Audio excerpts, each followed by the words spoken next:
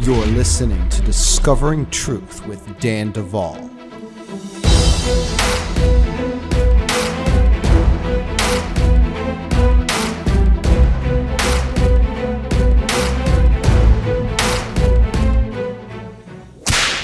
Hey friends, you're listening to Discovering Truth. I'm Dan Duval. Here to give you a few announcements, beginning with the 2024 Bride Tribe Advance. Now friends, we started the Bride Tribe Advance in 2018, and there were just a little over 40 people. It has grown to over 500, and this year we are expecting 600 to 700 or more. And the reason why is because the glory of the Lord is in the house. And every year people come and experience encounter, extraordinary worship, and community with like-minded friends, family from around the world. It is epic. And I don't say that because it's our event. I just say that because I've been to all of them and I know. And I want you to know that you're invited. So go to booking.bridemovement.com and register today. You can pay all at once, or you can set up a payment plan to pay through the year, and payments that don't charge you interest and help ease the purchase plan. Also, you can register your kids. It is going to be called Justice and Judgment. That is the theme, and we anticipate the Lord is going to do something extraordinary. So be there.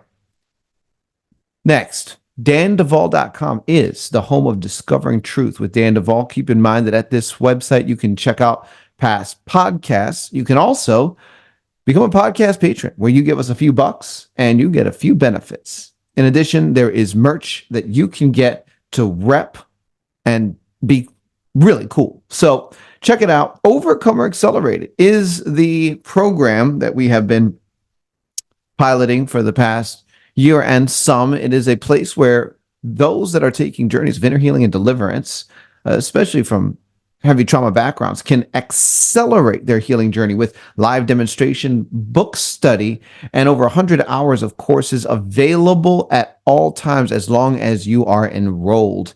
And so it is very powerful. It is also an opportunity to get coaching at a discounted rate if you select that particular package. So overcomeraccelerated.com, check it out. And finally, manifestspace.us. This is where we have our own little social media club, and bride tribers from all over the world have registered. It's free. There are some courses on there that you can pay for and enhance your experience, but we just want you to be part of the community. And so manifestspace.us, manifestspace.us. Friends, we're going to get right to the podcast. Don't go anywhere. You're listening to Discovering Truth with Dan Duval. Those were your announcements.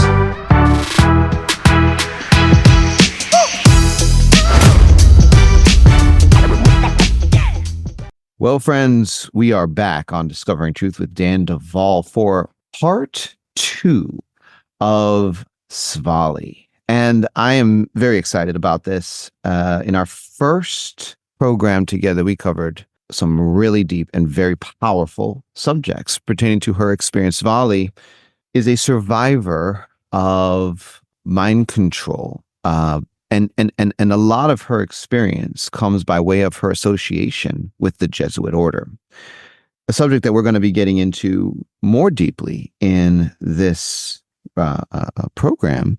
Svali has been known for years as she started publishing aspects and elements of her story, also her deep and intimate knowledge with how programming is done to various sites. And one of the places that you can get a lot of information from her is Deprogram Wiki.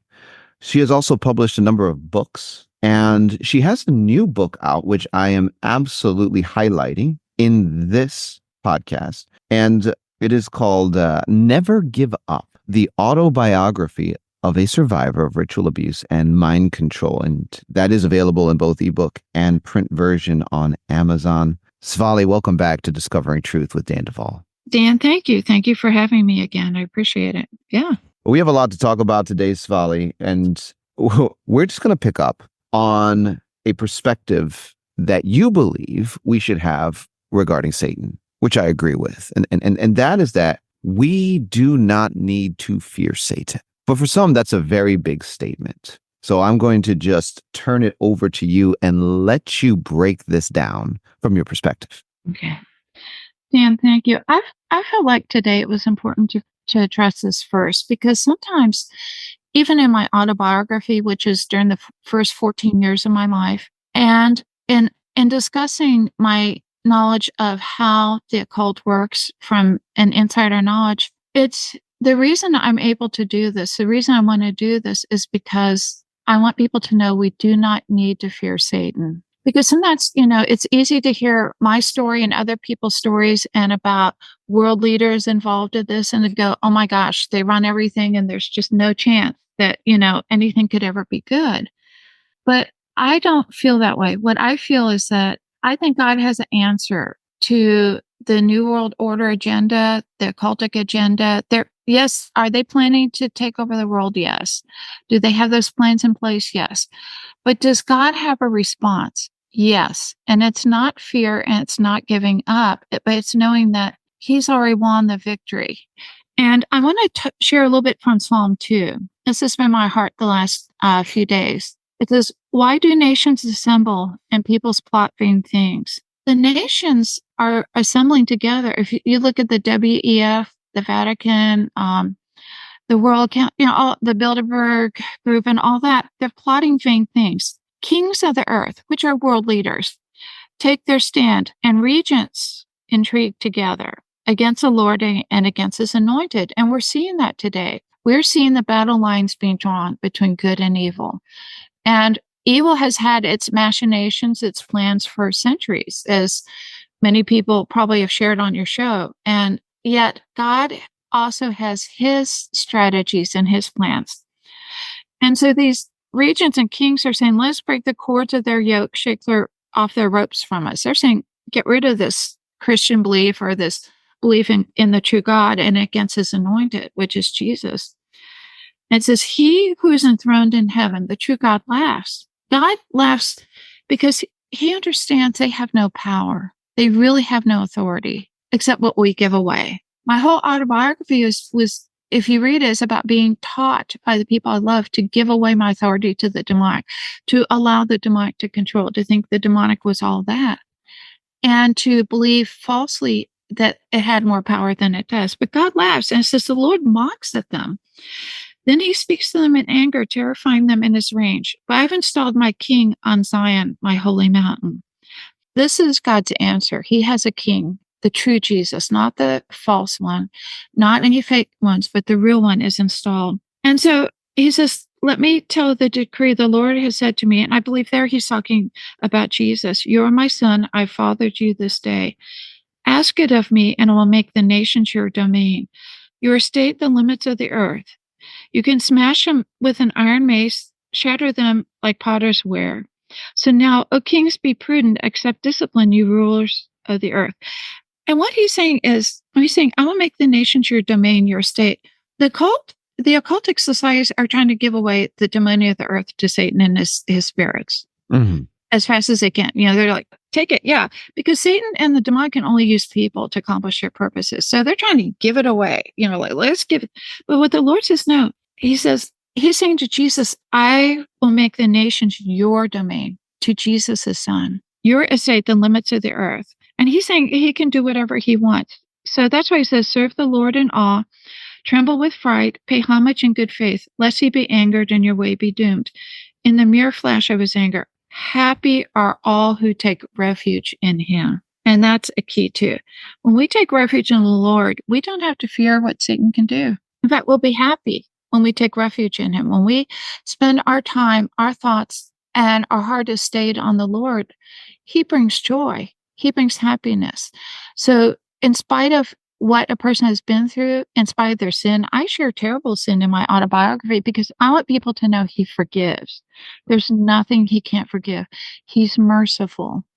But also, if anyone reads my autobiography, they're going to see I broke my marriage vows to share some of these things. I broke so many vows I made to write what I did. and it was very hard. But it's because I want people to know we don't need to fear Satan. I have an acquaintance of mine who's a survivor from the same group that I was from, and she, the day I published my book, she asked me, "Well, aren't you afraid the demons are going to eat you now for putting it out there?" And I said, Hmm. "Well, I used to be, but not anymore. We don't need to fear this stuff." Now, it's one thing for me to say that, and it's quite another thing for you to say that. And I say that for this reason. Under the vulnerability that was afforded you in your experience in the cult, you had encounters with Satan that someone like me does not have in the physical. And so for you to say that is a major statement. But I want to give you an opportunity to share more on just how profound that statement is, because I want you to share some of your direct encounters with Satan while you were still in the cult, and how those played out. Yeah. Well, the whole Jesuit order on the occult side, well, actually on both sides, is terrified of Satan. And the one thing that's made me angry as I've healed is the knowledge that we were not truly free to love each other the way we should have. Because Satan is a liar. He's a deceiver. He's a murderer. And that's exactly what happened growing up. Satan drove the people I loved growing up to lie, murder, deceive. And when I grew up, I became the same for many years. That's why I love the order. I encountered Satan in two forms. In the Vatican, sometimes he appears in what's known as his beautiful form and his hideous form. The beautiful form, we called him Theo, which means God in Latin. But Theo, well, anyway, that's what we knew him as. And he appeared as a human being, but with he had a widow's peak and dark black hair, black eyes, and was very beautiful, and very charming and very convincing. And so, like, sometimes there's a secret Vatican council and among the Jesuits, and we would meet, and Theo would appear there often, and he would advise us what to do. So when I was talking about the plans of the occultic world, it was often based on direct advice from Theo, who we believed was Satan. Now, was that actually Satan? The order believed it was, but could have been spirits can masquerade. So I can't say for sure it was the physical manifestation, but it was sure convincing when it happened. In his hideous form, it was more of demanding sacrifice. Satan would appear on his hideous form below the Vatican on at what we called Satan's throne. It's a deep layer of the Vatican that was built centuries ago. And what would happen there is what I remember seeing leaders from around the world, not all leaders, and by the way, I'd say I would say based on my memories, possibly half to 2/3 of world leaders have gone there or are committed to the occultic, agenda, but a third are not. I want to emphasize that God gave us a will. We do not have to do what Satan says. And there are world leaders who have said, I will not do this. And so it's not like, well, Satan runs everything. Growing up, I thought, well, Satan runs the world. He runs everything. That was one of the big lies. Wow. People just are going to cave into him and he's going to take over. Well, that was a lie. But that's what the order believed. So you see these world leaders, and there were some church leaders too. And there were different people that came down there wanting a favor from him. And in the Vatican, what they'll do sometimes is place a small child who's undergoing deep occultic training to sit on his throne. I did it, others did it, and we would speak for him because not everyone in the room could hear Satan's voice. So he needed to speak through a human being. But what I saw was that Satan wanted to be treated like God. He wanted worship. He would have ground glass in front of his throne and make people crawl on their hands and knees over ground glass or over nails or hot rocks, wherever his I guess whatever he wanted that day. They would go and he just enjoyed watching people grovel. And then they'd kiss his feet. Ugh.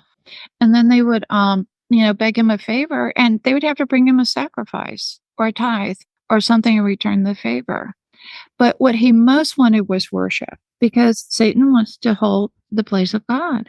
And people that came to him were deceived because they thought that he would help them. I have never seen Satan actually help. I've seen him give a favor or do things, but it's always at a cost that's much too great, much, much too great. It takes part of the human soul away, I believe, to serve a demonic spirit. And he was a demon. The Bible calls them fallen angels. You can read about it. He was a demonic spirit that wanted to be like God. And he fell because of his pride and took a third of the angels with him. And that pride still exists today. He's still trying to capture mankind because he knows it grieves God's heart. There's always one or two people, or probably more than that, listening to my podcast or many others, where as soon as the subject of Catholicism comes up, anything that is negative towards Catholicism becomes like Catholic bashing or whatever. And I just want to say this. I've met a lot of Catholic people over my lifetime. Most of them have absolutely zero idea of what happens in the Vatican. Yeah, that's true. And I'm just not going to avoid talking about it because it makes some people uncomfortable. And it just needs to be said. This is happening in the underground location of the Vatican. They actually built a room, Satan's throne. And wow. Well, here's the thing. Thank you for sharing that. I agree so much because this is how I look at it.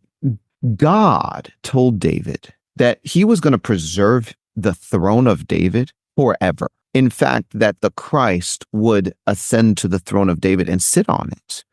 And in the book of Acts, as Peter is giving his first evangelistic sermon and 3,000 people come to the faith, Acts chapter 2, the crux of the whole conversation Peter has, like the main point, the climax, is the reveal that Jesus Christ is the one who now sits on the throne of David and that the Jews crucified him, but he's the Lord of glory. And so the idea is that Jesus is sitting on that throne, but the throne is described this way. He will sit in the throne of David until all of his enemies are made his footstool. So the whole point of Jesus occupying that throne is the subjugation of his enemies. And that's a process that plays out in linear time. And it's a linear time that we are part of. And here's the reveal. It's like, look, the body of Christ are the believers. 1 Corinthians. I mean, it like all of chapter 12, like we're talking about like the body of Christ being us. So if Jesus is sitting on the throne of David, we're the body that sits on the throne, subduing the enemies of God. And this is where we begin to understand the whole role of the body of Christ is to coach the nations as we become that like connect point of God's government to the earth. And the power of Jesus Christ is supreme to the power of Satan, even when it's working through world leaders. And that's what I've begun to step into. It's like, look, what Jesus has done is something that I just think we haven't fully connected with. And so I'm just very excited. I'm very excited every time I talk to somebody that is, on the same frequency and wavelength. Like, look, we don't need to be afraid of Satan. And we have a superior God and a superior kingdom backing us. Absolutely. I agree with that. I really do. And that's why even like, now I know in the US things are going on that upset people. And I know even worldwide, I like to listen to world news too, more than even what goes on in this country. But when we see the way things are going, I mean, the occultic has a 20-year plan. And in 2000, I had written on my blog, because I knew then that in 2020 that they would begin revealing themselves. They wouldn't be hiding. And we're seeing that nowadays. And I believe that, well, the Jesuit order believes, I don't know that I believe it anymore, but the Jesuit order believes that by 2030, a world leader will be revealed. And that when he is, so a lot of what we're seeing is to try to prepare the way for him starting to be revealed. Now, is he? I don't know. I have question marks. Maybe, maybe not. Only the true God knows the answer to that. But what I do know is that's why we're seeing the battle intensify between good and evil. I do know that there was a plan for the United States, for instance, to go through civil war. Will we? I don't know. I pray against it. But, I do know that's the occultic agenda. But even if that happens, I believe that God is greater than the plans of the enemy. I believe that there's going to be an outpouring of his love, his goodness, of revival, that even in the midst of what could be some persecution that the world has never seen, we're going to see an outpouring of the true God, of his true Holy Spirit that's going to, we're not going to be a church cowering in fear. We're going to be a church that's victorious. Come on. Well, that's the way it is. That's what I believe. I'm preaching now, but but that's the belief. And that's the only reason I share my stories. I want people to know God is one, true God. So look, I'm going to use a little bit of self-control here because I want to get on my soapbox. I've been on a series. It's just, we just came out of the series at our church called the Transdimensional Kingdom, and now we're on a new series called where I'm really focusing on the mystery, which is Christ in us, the hope of glory. And I, as you're talking, I'm just triggered, and I would love to just preach the victory and power of Jesus. However, I really want to let you talk about some things that I think are so essential, because the Bible says that the things which were done in darkness shall be shouted from the rooftops. And I see that as part of your role, Svali, and you've been doing this for decades now with your blog and everything that you've put forth. You have been part of that agenda of heaven to reveal the hidden works of darkness and iniquity, put them on display so that the children of God can know what we're up against and what the authority of Jesus in us is supposed to be confronting. And I think this is one of the biggest, I guess, fallacies. We want to avoid talking about the things the enemy is doing because that's just going to glorify the kingdom of darkness. So we'll avoid it and just focus on Jesus only. And I say that keeps people in ignorance, because if people do not know what God has righteous indignation about, they can't attach their own assignment here on the earth to what God is trying to confront or overcome. So to keep the children of God in blindness to what the enemy is doing and the way he is hurting people for the sake of, this one-liner is absolute baloney, in my opinion. I think that we need to be educated, we need to be informed, and there, from a place of no longer being blinded by ignorance, we can say, Lord, what is my role? What is my prayer assignment? What is my task to bring the influence of your government into this earth where there is gross darkness and things that are happening to children that should be prayed against and intervened upon?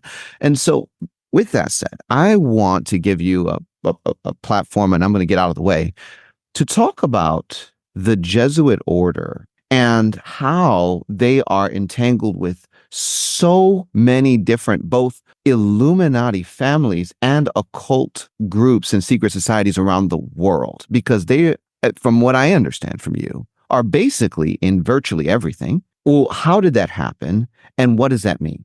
Boy, that's a biggie. I'll do my best. Okay. That's like saying, describe Einstein's theory in 10 words. Basically, well, first of all, you've heard the World Bank, right? Absolutely. Well, guess who helped create and fund it? The Vatican. If you look at who actually sits behind the World Bank, just as one example. Mm-hmm. So I always say follow the money too, is one good rule if someone wants to investigate things. So my understanding, based on my memories growing up, this is what the Jesuits believe. Now, I do want to be careful, because what I'm going to talk about, probably only the very highest levels of leadership in the various societies would know. And the members of various groups will be programmed to believe otherwise. And I'm going to say it goes both ways, So I have to be careful, because I know people may hear what I'm saying and say, well, that's just her programming to believe that. And that's okay. That's a valid point. But my understanding is that all the occultic societies try to infiltrate each other. That's a given. If you're a Templar Knight, you want to know what the Illuminati and the Rosicrucians, we call them Rosies, and the other groups are doing, what Magnificat is doing. Magnificat is one of the few groups that's never tried to infiltrate other people. And that's because they have their own specialized little thing, But a lot of the other groups, they'll send agents to try to infiltrate, and they've done it for many, many, many years. But based on my memories of, say, things like Roman days, and seeing some of the leadership of the various societies come to Rome and swear their fealty, and the Jesuits are presiding, I do believe that the Jesuit order oversees the other societies. Now, but it's kind of like, you made a good point. If you're a Catholic in a local parish, you may have a good godly priest who knows nothing about what's going on in Rome. And the same way, if you're a member of Illuminati cell in Western Canada, you may have no idea that, top leadership has been to the Vatican.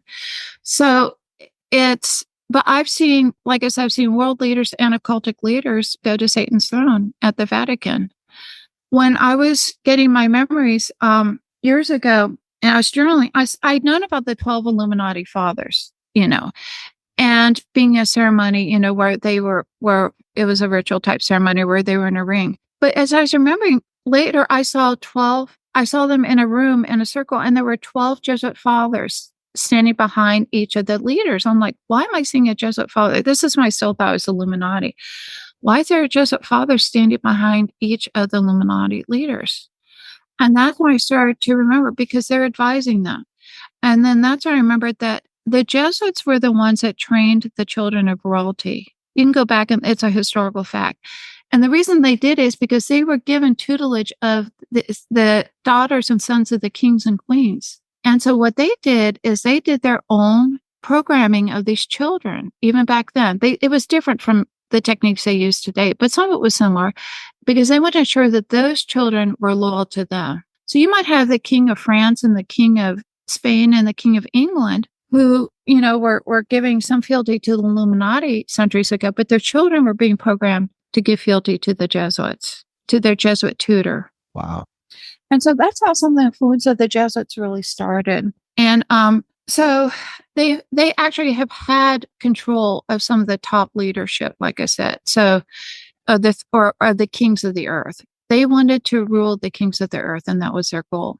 And they considered the Illuminati the kings of the earth. The 12. They call the 12 fathers of the Illuminati, the heads, the kings of the earth. That's one of their titles, and they wanted to rule them. So they took their children and tutored them. Mm-hmm. So I hope that's explaining very briefly. Mm-hmm. Mm-hmm.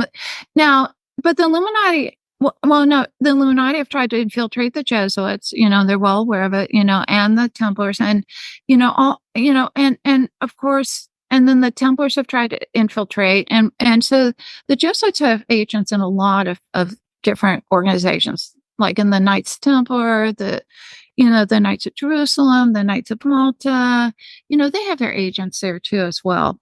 And of course, these other groups have also tried to send their agents to infiltrate the Jesuits. So, and what role, I guess, does the crusade efforts of the Jesuit order as evangelists, so to speak, the military and evangelistic arm of the Roman Catholic Church, play into their infiltration of various occult groups and acquisition of occult knowledge through history? Well, a lot of the occultic Jesuit fathers, and many are very, very different from those on the public side. And by the way, there are female Jesuit fathers, just so you know. And people have said, what? Not on the public side, but on the occultic side. Mm-hmm. Mm-hmm. And about 1912, they started allowing women to become Jesuit fathers on the occultic side. Mm. I can tell you the exact year.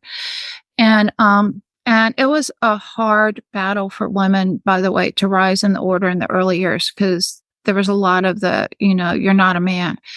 But starting, I'd say by the 60s, that was changing. And so by the late 60s, early 70s, women could become generals. The Jesuit order has 12 generals, and they allowed women in at that point, just so you know too.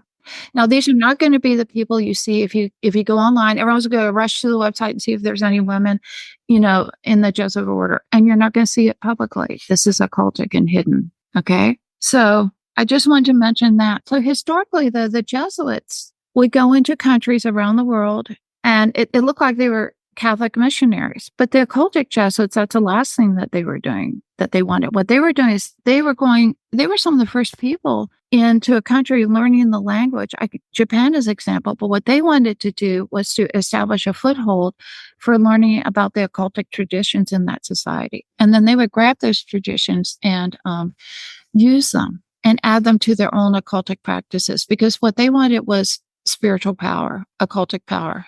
And so if they found an interesting practice, for instance, they also worked very hard, and it took a long time to start infiltrating the criminal clans in Japan that are part of behind the scenes in Japan, kind of like an occultic mafia, I think would be one way to describe it. And that took forever because they were so closed. Are we talking about like the Yakuza? Somewhat like that, and there's others that in Japan that are less well known, but are very wealthy and very criminal. Okay. Yeah. So they were missionaries supposedly for Catholicism, but that's not what they were. A lot of them were doing. They were learning the language and then learning the spiritual. When they went in, like even with the conquistadores in South America, they went to learn what the Mayans were doing, so that they could start doing that kind of stuff, or learn from what they thought brought the most power. And they incorporated some of those practices too. They part of the shape-shifting they learned too was from the Navajo Indians in the in the Americas when they encountered them. And I can share with you a resource just in case anyone reads my biography and says, well, that kind of stuff is like beyond belief, what you're describing. There's a book that is called, and I did not know about this book, but another friend of mine who had read my book told me about it after she had read my book. She said, well, there's a book called Navajo Traditional Teachings and Histories by Robert S. McPherson, and he describes shape-shifting and sacrificing people you love to gain occultic power. And that's in the light. This was a guy who went and interviewed Navajo witch doctors. Wow. So this is not dissociated. This is his academic treatise on what they believe. In your book, because I had the opportunity to read a good portion of it, you talk at one point about shape-shifting, being trained to shapeshift. Yeah. And that included ravens and wolves. Mm-hmm. And you said something so interesting, that the wolf shape-shifting protocol that was taught to you was allegedly gained from a group in Europe because one of the Jesuit fathers or whatever saved the life of a leader of that clan or group of people, and they gave the incantations and the ancient protocol for doing that, which they then took back to their own. Yeah.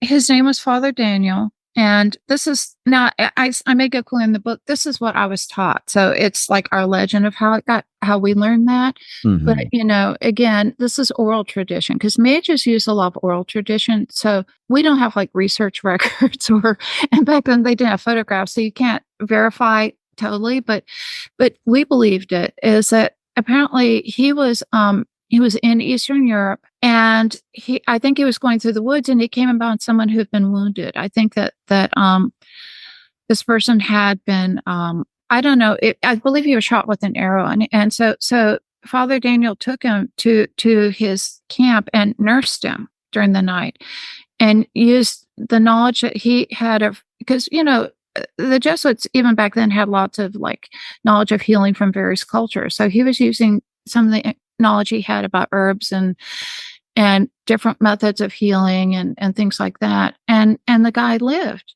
and he was grateful. And so then he didn't know he was a shapeshifter, though, I don't think, but he did see, I think, a skin of a wolf laying next to him. And so later but I think this Jesuit father sensed he had occultic power of some kind. So he said, the guy said, what can I do to thank you for saving my life? And Father Daniel said, I'd like you to teach me your knowledge, because I can feel that you have a lot of knowledge of some secrets. And at first, he was very hesitant, but he finally said, okay, I will. He said, I'll take it. And he took him, and Father Daniel spent, I think, a year with these people. And he learned, this was like 200 years ago or something. And he spent a year with them learning the types of sacrifices they did and the rituals and the incantations and all the things they did to and what he discovers, these were people who were generational, meaning that in their bloodline they had a natural ability to do this, to shift shape and to become wolves. And it was like inherited, throughout. There's a term for it, generational iniquity. Okay. That's right. And so they were predisposed to be able to do that genetically as well, just through, their many years of doing the sin.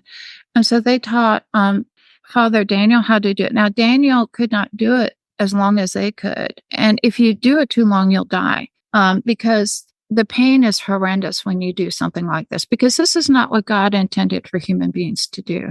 He did not intend for us to do these kinds of things, to look at these things, or to participate in. So this is a deed of darkness that was passed down.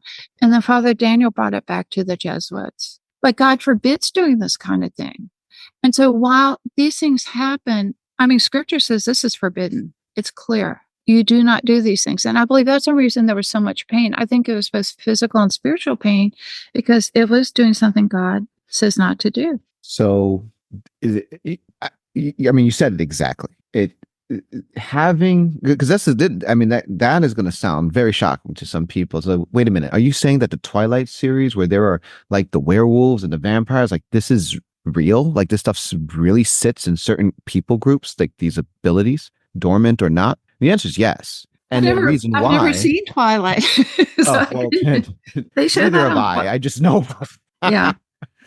But like that's the whole theme of this. Like it's a book series, and then they made some movies out of it. And you have like a guy, and he's a vampire, and then there are werewolves, and you have this teenage love story in the middle of all this stuff. And but the whole idea is, iniquity. Iniquity is what I would consider, and I'm thinking you're going to agree with this, but like basically like the backbone science behind occult practices, where they understand that if they can perfect the iniquity in a person, they can have maximal range to use that person in all manner of supernatural, extraordinary abilities, from time travel to shapeshifting. And the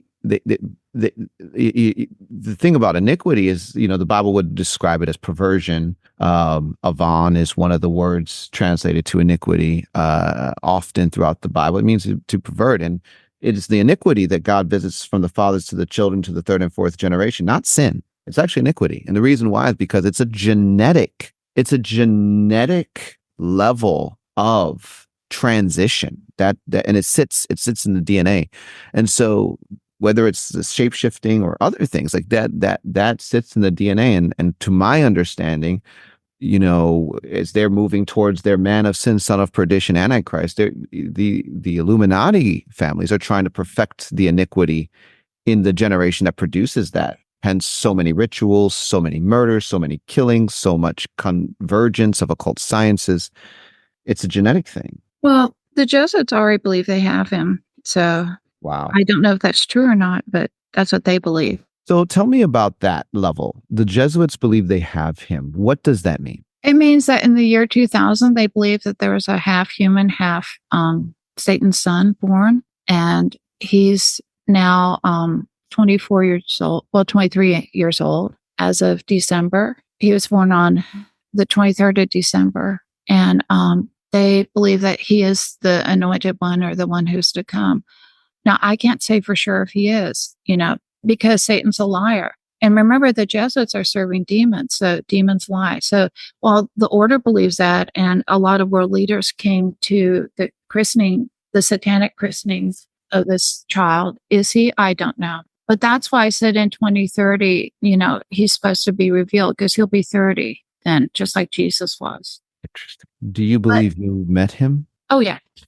Did he look like a normal human to your recollection? Yeah. Yes, absolutely. He looks like a very beautiful human being. Blonde hair, blue eyes, very charismatic. One of the reasons that I have experienced some of the persecution I have, I did a series of interviews with someone else, is because this individual swore not to rest until I'm dead. And I told a friend of mine who's a strong Christian, and my friend laughed and said, "Well, then he's not going to get much rest, is he?"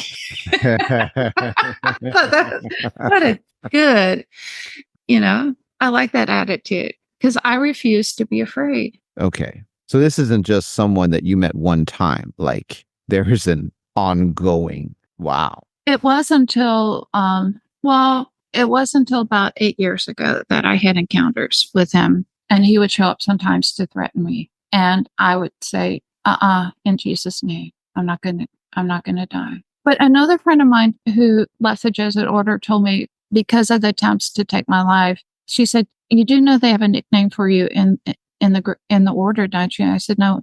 She said, "Yeah, it's cockroach." And I said, "Cockroach? Why?" And she said, "Because they keep trying to kill you." It doesn't work. Oh, wow. Because God can protect. Incredible. So I guess I have another question then. This person just Now, from by the way, again, Jesuits serve demons. Yes. Demons lie. Satan lies. So I have no idea if this really is a person, but this is what they believe. Right. No, and I hear you. I hear you because I mean, it's the same thing. Like, they think that Satan has all this power, but then, God sends Michael and he causes Satan to have a bad day. And this guy trips over a bridge and falls and dies. I mean, like, looks like we'll need a few more years. Like there are other things that God can cause to happen. So this individual, would you say that he has pretty much a perfection of like telepathy, ability to translocate without effort, shapeshift, like all time. Oh yeah. His name is Lucas. That's the name I knew him by. I don't know what he'll be known as, but yeah, he could do all that. But the main thing is he was not like a normal child when he was very young. Mm-hmm. He had no conscience, like most children had to be taught and programmed to kill. Yeah. Not with him. Wow. It was, in fact, it was just teaching how. When he was small and he was nursed, he didn't just drink milk from his mother's breast. She had to cut her breast so that there was blood with it. Things like that. And that's common with those type of children. They have other hybrids too in the order that are in their teens now. And so, but I don't want to sensationalize this because this is just the demonic. Mm-hmm. When people mess with demons, bad things happen. When they turn to the true God for life, good things happen. So even though I've seen these things and experienced them, and I've seen hybrids, I was called in when I was, this will be in my second book. All right, I'll give an example. When I was in my 20s, I was called to one of our Jesuit facilities in Poland because we had a very early hybrid child there. And I was called to go, I was called in because I was a head trainer then for the Jesuits. And they said, "What do we do? Something's happened." So I fly out there, I get there, and the father who was in charge of that facility where we were raising him was saying, "I've got to show you something first." And I went outside and he showed me the chicken coop. And this 2-year-old toddler had gotten out and had wrung the heads off of every single chicken in the coop. There was like 24. And apparently I sat and played in the blood laughing. And he said, "What do we do with this thing?" And I remember being horrified because I'd never seen a child just randomly kill like that. But what had happened is the early hybrids were not in the womb as long. Like they were like aborted because the mother was dying at like 8.5 months. And so the shorter the time in the womb, the less human they looked and the less human they acted. So eventually they had to put the child down. We collected all the data we could to improve our protocols on dealing with hybrids.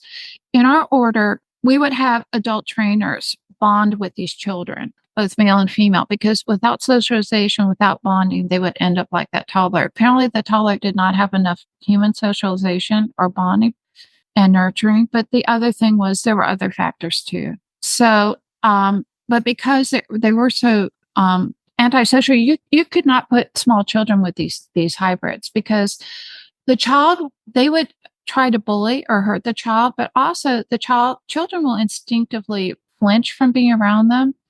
So part of their socialization was teaching our children to be around them and then teaching these creatures, I'm going to call them creatures, to be around human beings and to not attack them or hurt them. Okay. So I so regret my work that I did with those creatures. I so regret what the order did. This was sin, absolute sin. I've asked God's forgiveness for being part of that when I was in the order. And this is one of the reasons I left the order, was seeing what was happening. Because these creatures don't care about human beings. They want to destroy the human race.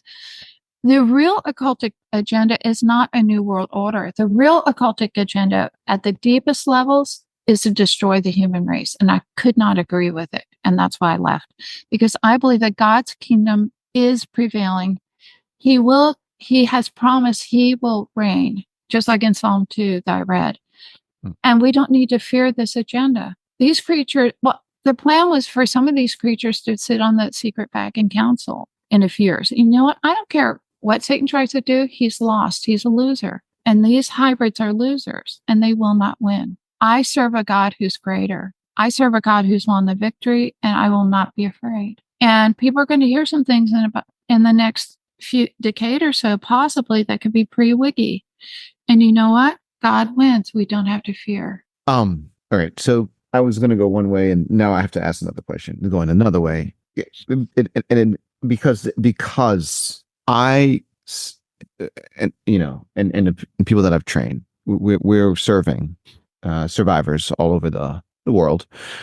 One of the things that we're running into is a lot of artificial intelligence in this, what I'll call the system. Mm-hmm. Now, can you talk a little bit about your knowledge of the interface between the artificial intelligence and these hybrids, if any? I personally believe that some of that is overspoken. What I saw was AI. We had AI in the cult decades ago, and AI has limits, because I don't believe that like AI is going to become this super intelligence that runs the world. I personally don't believe that. I didn't see any indications of that when I was in the order and did extensive work with AI. What we saw AI as was a tool. We could sit there and, like on Project Alexis, we had AI, and we could ask her to model and create a hologram for us of different things we were working on. And AI could do that in, I mean, so fast, much faster. It would have taken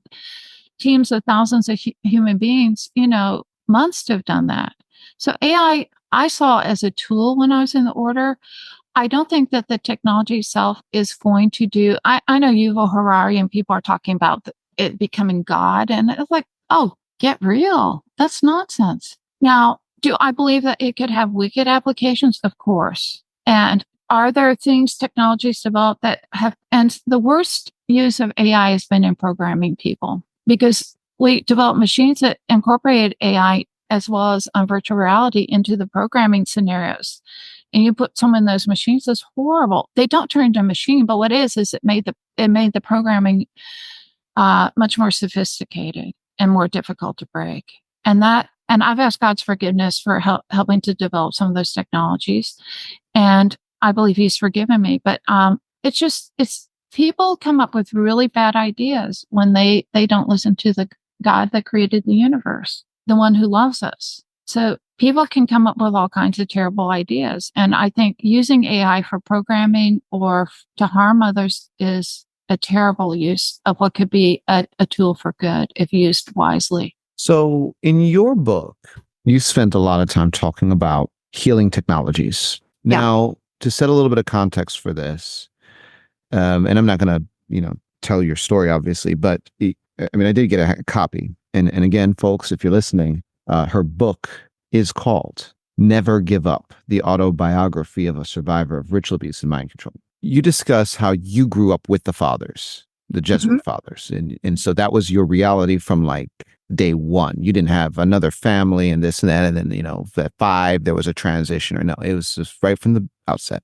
Yeah. And you talk about in their facilities, they had these elaborate sets. You talk about laboratories and then healing rooms. Yeah. And the healing rooms were to mitigate the consequences of the sadistic programming. And some of that, and a lot of that in your experience, was the Mengele side of things, because he was a brute, to say the least. Now, I want to let you talk a little bit about the healing technologies and what we don't know already exists. Well, Menkel was one of my programmers, but the fathers were my primary programmers, just so you know. And the fathers were the ones I bonded to, but they also did a lot of the programming as well. The Jesuits have a training council of 12 head programmers that sit and discuss the programming protocols to be implemented. Okay. Healing room. The technologies in these groups is much, much, much more advanced than is publicly known. In fact, some but not all. I think of companies that have gotten software and innovations in that field were actually given to it by the occultic groups that had been using it for years before that, but that's a whole other thing. Healing rooms were used. They had technologies where they could, they had like artificial skin. So if someone got burned, like even on a mission or during programming or something, an accident happened, they got burned or sliced, you could put artificial skin on and you could radiate it with special wavelengths of light, and the person would grow new skin without a scar.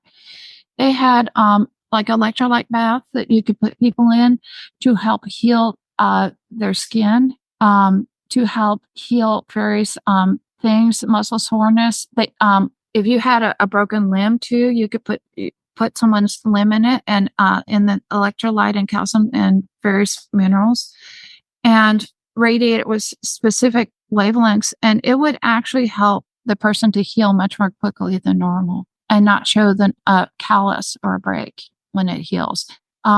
So there's also demonic healing where they would lay hands on people and the demonic would heal them. I can't explain that. I'm just telling you what I saw. So you would have a combination of the physical healing and the spiritual healing technologies used on people, depending on the type of thing. Now, of course, if someone's decapitated, they can't heal that, duh.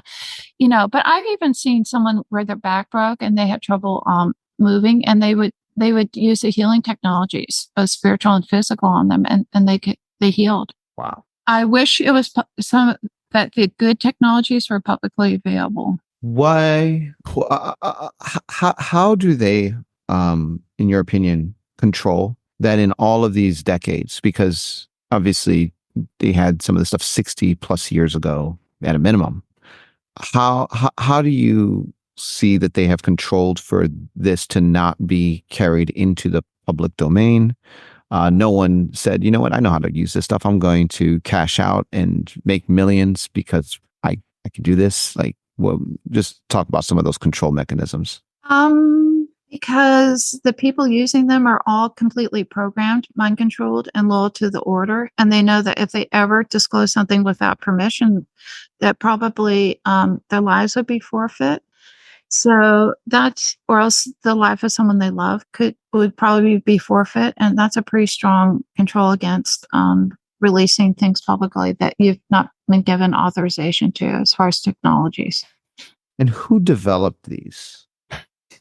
Like, where did they get these technologies from? Do you know? A lot of it came through, some of it came through basically encounters with the demonic, and the demonic told people how to do it. They believe that some of the technologies came from Atlantis, which was a very occultic, very evil society. But basically some of it was interfaced with the demonic, giving them the secrets. And then part of it was, there's some very gifted people in the order too, very intelligent people. And some of the genetics was to create high IQs in the people that are in the order. So I've known children that are now adults that I mentored that have IQs that couldn't even be probably measured on a standard test because of genetics. And so they have a very good understanding of quantum physics, and by the time they're 7, these are like super geniuses. And so these children who are normal children, they're not hybrids, by the way. Mm-hmm. But they are genetically enhanced because of the genetics. They can come up with things like this too, with just a little help. Wow. Okay. So speaking of interacting with the demonic to get technologies, obviously everybody gets training. And in your order, they did a lot around the immortals. Can you talk about that? They do a lot of what? I'm sorry, I'm having trouble hearing you. Oh, I'm sorry. They did a lot around the immortals. Yeah, the big lie. the Jesuit order believes in ascension and descension. And so they believe that like there were these spiritual beings and they program the infants to through very concrete, they dress up as immortals and they come and they say, well, I'm so and so and I'm an immortal. And, you know, they speak with lovely sing-song voices and say, oh, I am, you know, Crystallis and I am, you know, this beautiful being. Well, she doesn't say I've come to teach you the ways of the immortals. And so they come and they're very loving to the babies, but these are actors dressed up. But the Jesuits go through that because they believe that babies need to see and feel concretely in order to prepare them for their spiritual experiences when they're older. So they think that without that prep as a baby, it'd be harder for them to interact with immortals. But the immortals are demons. As you get older, you find these are demons. Yes, can they look beautiful? Yes, I saw a lot of the quote unquote immortals in their beautiful form and their hideous form. They have two forms. And it's just when they uncloak from their beautiful form, you see what they truly are. They're just a black, dark, demonic spirit that's cut off from the God that created the universe, the God of the Bible. And in the order, can you talk about the relationship, if any, between the immortals and the title Ascended Master? Okay, I'll try. The Jesuits use the term Ascended Master, and other groups may use it differently. I don't know. And they believe that that's someone who's achieved about as close as immortality on earth as you can get. So that means you've traveled to the 13th dimension. And yes, they do dimensional travel. And I believe that's demonic. Those are demonic spirits deceiving people when they travel. An Ascended Master has achieved travel to the 13th dimension, and they've gone through a lot of occultic training, such as I describe in the book. They learn how to play occultic chess. They learn how to shapeshift. They learn how to, as you say, transport. They can translocate easily because of the demonic. And I was stunned to learn that Christians have also experienced, there's another side to it where the Christian God can actually transport people from one place to another. I didn't know that could happen until after I became a Christian. You know, I didn't know that the Christian God healed people until I went to visit a church and saw someone healed by the Spirit of the true God. So I think I'm a lot more excited about what God can do because I saw what the cultic can do. Yeah, they can do all that stuff because Satan is a legalist. He makes Ascended Masters jump through every little hoop you can think of. They have to do things perfectly. And if they break a single law, boom, you know, they're either dead or tortured, you know. God's not that way. He has 10 times the power, the gifts, the knowledge, the ability for people in his kingdom that any occultic practitioner, that any Ascended Master could have. I've seen Ascended Masters levitate to the top of a building. So what? Because I know of Christians who through faith have walked on water because God did it. And they asked him for, you know, and anyway, he's not going to do it just to do it, but apparently it was as a witness. I've heard of so many miracles that the Christian God does. They're so much greater than anything I saw in the occultic. That I get a lot more excited now about thinking about what God can do than what the Ascended Masters do. But at the end of the day, in the order, the Ascended Masters were actual people that were going through all of the steps of training, yes, initiation, so on and so forth. They did. Yeah. Occultic practitioners will go through all kinds of discipline, training, pain, torture, trauma, learning to do spells, sacrifices. They'll do whatever it takes to achieve their status. But in the end, it's just demons making fools out of people. I'm going to be honest. The demons are making people right. They're like, jump. How high? Jump higher. How high? Go through this maze like a little mouse for me. You know, and the demon's just laughing because they got a human being to listen to them. And so as I look back, I think, what a waste. My whole lifetime of training was a waste because I was following foolishness. I was following stupidity. And I didn't even know it because all the people around me were following it too. We didn't question each other.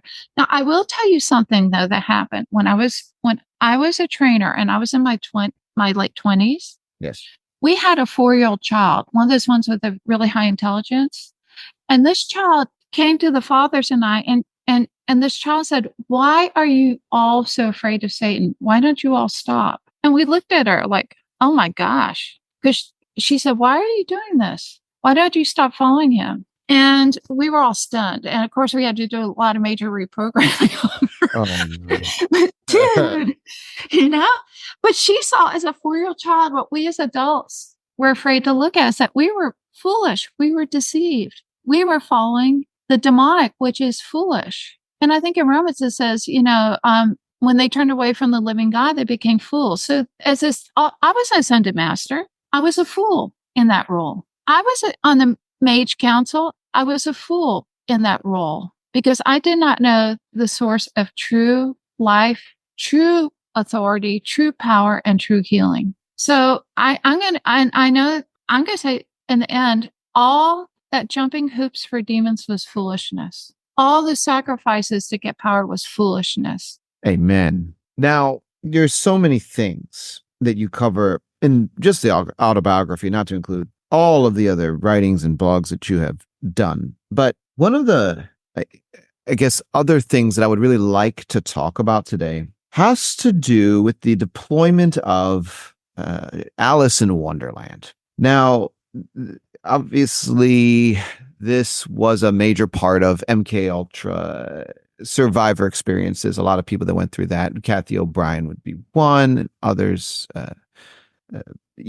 they talk about in their accounts of things that happened, the Alice in Wonderland programming. But you talk about it as well, and you got it with the Jesuits. Now, there are so many symbols, so many meanings, so much that goes on there. Can you just take some time to break down the Alice in Wonderland program and why it is such a shared programming template? Okay. I know we're getting towards the end of our time, so I will try to be as brief as I can. Okay. Can you let me know what symbols and meanings you would like me to address in it, or? So the White Rabbit. Can we start there? Okay. All right. Alice in Wonderland is a presentation program in the Jesuit order. So its job is to control the presentation. And so the child goes through the training very early so that the presentations will be under the control, the amnesia, and it's also part of the amnesia programming. So if you have, and especially if you have presentations in various countries, it will help to help you to forget. It helps the presentations to forget what's happening on the occultic side of their life, and it's also helping them to believe that, like, let's say you have presentations in 4 countries. It helps the presentation in each country to believe that they are the only presentation, that there are no other presentations. So the White Rabbit is, at least in the Jesuit programming, was the primary trainer. So for me, that was Father Matteo. He was my primary trainer for that. And so the child, Alice, is the main presentation controller. And so she's taught to always follow the White Rabbit, for example. The Cheshire Cat is also is actually a demon, but its job is to lead the child through safely too. Another goal of Alice in Wonderland is that the presentations believe what they're told, because believing what you're told is an important part of programming. So you go through scenarios like the Tea Party I describe in my book, where Alice Pneumosin is in the Jesuits. Pneumosin is also a memory controller for Alice, and then that also controls the memories of the presentations, since Alice is over the presentations. So Pneumosin has tea with Alice, and while this terrible scene is occurring around them, Pneumosin says, "What's wrong, Alice? Why are you upset?" And then Alice says, "Oh, look at all the people, What people, Alice?" She says, So it's to teach a child not to stop seeing cult things when they happen in their presentation, and to teach them to only remember non-cult things in the presentation. Now, the cult host remembers everything, all this, the cult stuff, but the presentation is not supposed to. But Wonderland also has different areas, like you'll have French Wonderland, German Wonderland, UK Wonderland, America Wonderland. These are just, for example, it's going to vary for the person in their presentations. So all the French presentations stay in French Wonderland. The German presenters stay in German Wonderland. The UK presenters stay in UK Wonderland, and then the Americans stay in America Wonderland. And so when they're not out presenting, they're watching videos playing internally of their life, so that they don't feel like they're losing time, so that presentation thinks, oh, I have a whole life history. Well, part of it is because they've been in Wonderland watching videos of their quote unquote life. And so let's say that a child goes to Germany for 3 weeks. Well, she's lost time in her other presentations, right? So what they'll do is when you go back to the training facility, they'll run a video for a few hours of some prime key memories and call like French presentation out, view the videos, and then, oh, those are my memories of Christmas. That's my memory of my birthday party in France, or they might run videos of and the child sitting in Wonderland watching the videos, because in Wonderland, you believe everything. So the UK child might be watching the videos of like her family moving, and stuff like that. And she thinks those are her memories. Because when we do recall, we actually see it's almost like a film sometimes in our minds, right? Well, so they incorporate that. And so that's how a child can have several presentations and think that each one is the only presentation, because they have memories, but they were actually watching videos. And then internally, they were watching the videos as well of their memories of their life. Or anyway, that's one way it can work. And so Alice in Wonderland is a very complex program, but it's meant to control the presentations and what they remember. Thank you. Okay. Obviously, we're going to have to, at some point, do a part 3, because we opened up a lot of subjects that I didn't even come back around to, and that's okay. My final question to you before we conclude this interview: what do you hope that your latest book, Never Give Up, achieves for the readers? Thank you. 3 things. One thing is I want people who work with survivors as therapists and as supporters to understand how attachment can be used to program the child. Because if you read my book, what you're seeing is it wasn't the torture that really held me. It was the love of the fathers. And that's why, I loved my programmers and they loved me, and it was genuine. It was chained love because they served Satan. So they were not free to love me. But to understand the role of attachment and how it gets manipulated in programming, that's why I'm so detailed about some of my interactions and conversations, to show how they build the attachment with the child. Because when I first got my memories, it was of abuse, and it was like, oh, I hate them. They're so evil. They're so awful. Well, that's because my system was protecting the people I loved most. And that's human nature, is to protect the people we love. It wasn't until I was further into my healing I remember, oh my gosh, this is the people I viewed as a father, a mother, a sister, a brother, the people I love most on earth. And that's what makes getting out so difficult, is the attachment to these people. The other thing is, if there's any, and by the way, it's pretty graphic, so I don't recommend it for survivors unless they get an okay from their support person, their therapist or someone. But if someone came from a very high occultic abuse background, I think that they would, or until they feel ready to. I'm going to say that too. Survivors may know when they're ready to read something that detailed, but they'll read it and they'll know she's telling, she got out, because people don't talk about this stuff unless they got out. And I want them to know people get out, that you can be an ascended master, a top mage, a whatever, and you can leave. And I have known others that got out. I want to give people hope that it doesn't matter what you've been, what level you were in, and what they put you through. God can get you out, and He can keep you safe. And finally, I want to highlight the need for support. Because if you read this, you're going to see that person's going to need some support getting out. They're going to need some help. And I wish the Christian church could hear this stuff and understand the need to, because the church in recent years has started to stand beside trafficking survivors. But if you go into a church and say, I'm a survivor of ritual abuse, in general, they'll run. Most churches will. Now, there's ministries that won't, and there's people that won't. But in general, the Christian church is terrified of this topic, and they don't want to hear about it. They don't want to know about it. And I'm not saying this in bitterness. I'm saying this is a prayer point. The Christian church needs to know When the revival hits, we're going to have a flood of survivors trying to get out. And You who's say that again? when the revivals, I believe God is going to bring a great revival over the earth. All the Vatican oracles have predicted it for decades. There's going to be a huge revival hitting the earth. And when it does, there's going to be a massive exodus from not just the Jesuit order, but other orders. So who is going to stand beside the survivors who are leaving? Who's going to be equipped to pray for them, to love them, to be with them, and to not be afraid? Okay. Well, thank you for writing your book. Friends, we will probably pick up this conversation at some point in the future, but for now, Never Give Up, the autobiography of a survivor of ritual abuse and mind control, is available on Amazon, written by my guest, Svali, Svali. Thank you so much for your time today. This was really, really wonderful having another opportunity to sit down with you, and I am looking forward to future conversations. Hey, Dan, thank you. And I appreciate your allowing me to be here and to share. Love you.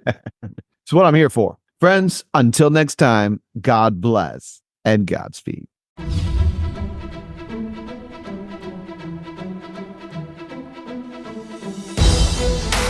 You've been listening to Discovering Truth with Dan Duval. Visit me at danduval.com, where you will discover merch, books, and the opportunity to engage in our private social network. Join the tribe by subscribing to our email list and supporting this podcast.